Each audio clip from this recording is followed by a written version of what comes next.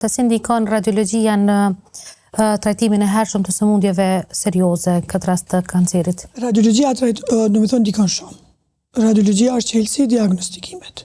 Dhe në qoftë se, për shembull, në qoftë se bezojmë një irigografi, zorëve trasha bezojmë, e cila është metodë e vjetër, është metodë që është konveksionale, por është metodë dinamik dhe funksionale e zorëve.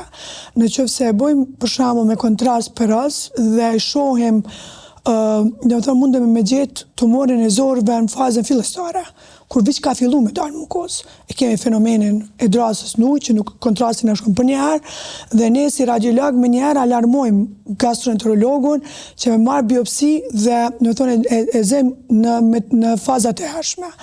Një tumor në tru, për shembull një tumor mushkri, ose një tumor në kocka, cilin do, në qoftë se bojmë CT, rezonancë, po edhe me rentgen, në qoftë se është mbi 1 centimetër, ndryshimet i shohim edhe me rentgen.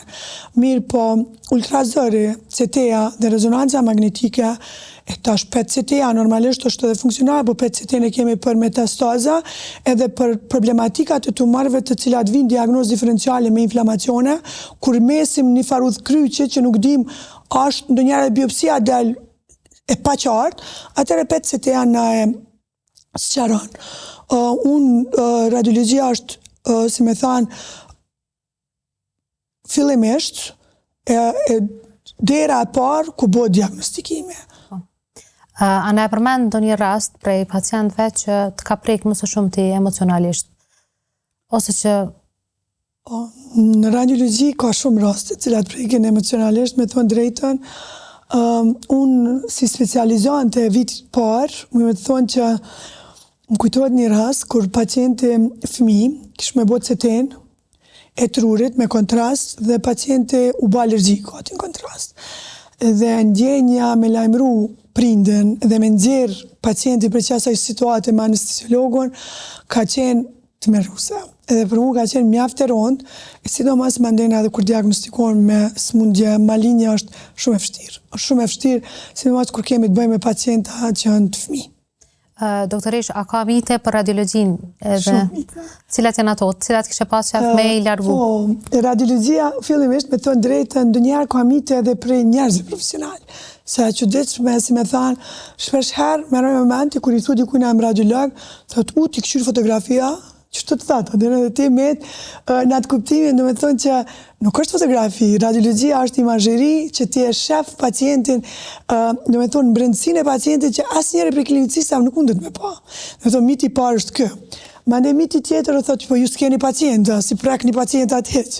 Edhe ajo nuk është e vërtet, bjanë, sepse ne pacientat bojmë ultrazorën, bojmë, do me thonë, interventën, bojmë metoda ndryshme cilat ne jemi afër me pacientin, po mandena edhe konsultimet, por që sidomos të njerëz të cilët nuk kanë shumë lidhshmëri me mjekësinë, radiologjia ka shumë mite. Po. Doktorish, a ke pa ndonjëherë diçka të pazakontë gjatë ndonjës interpretimës, skanimi? Kemi pa raste, për shembull, një pacient, për shembull, më kujtohet një pacient i cili ka pas një ndërhyrje dhe ka ardhur me bëj ekzaminime, s'ka ditë që ka granata. Pas luftës na kemi pas mjaft pacientë të cilët kanë qenë do me thonë luftë dhe kanë pas granata të cilët nuk i kanë ditë.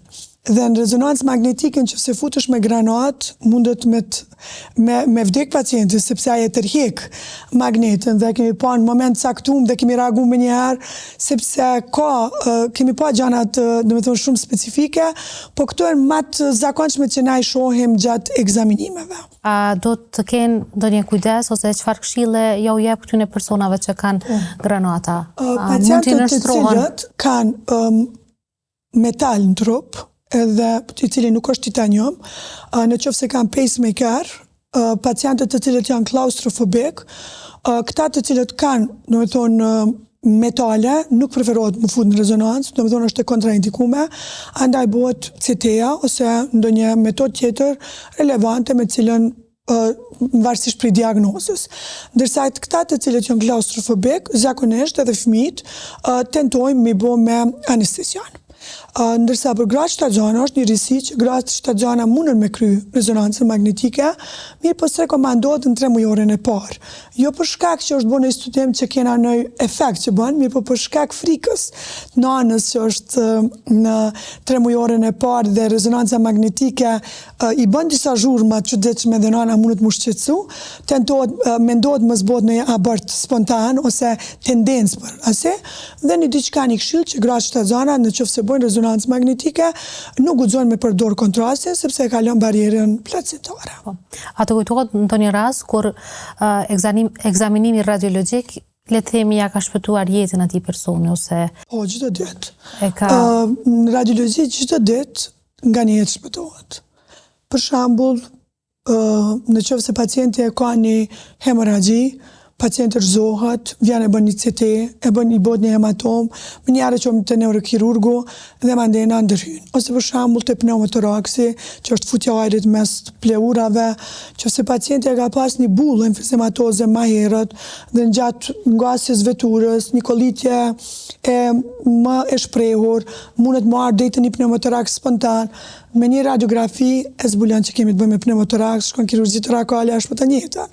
Për shembull, një apendicit akut e bën një rentgen, e shef nivelet hidroaerike, shkon operohet, shpëton jetë. Pra kështu me radhë, çdo ditë radiologjia është domethënë vendi i shpëtimit të jetrave më duket për këtë punë sepse është diagnostika. Dhe kur jeni diagnostik, çdo ditë shet diçka që ti një farë mënyrë në qoftë se ai vonohet në diagnostik për këtë rast që i thash në qoftë se vonohet diagnoza dhe vonohet klinicisti, pacienti mund me pësu fatalitet.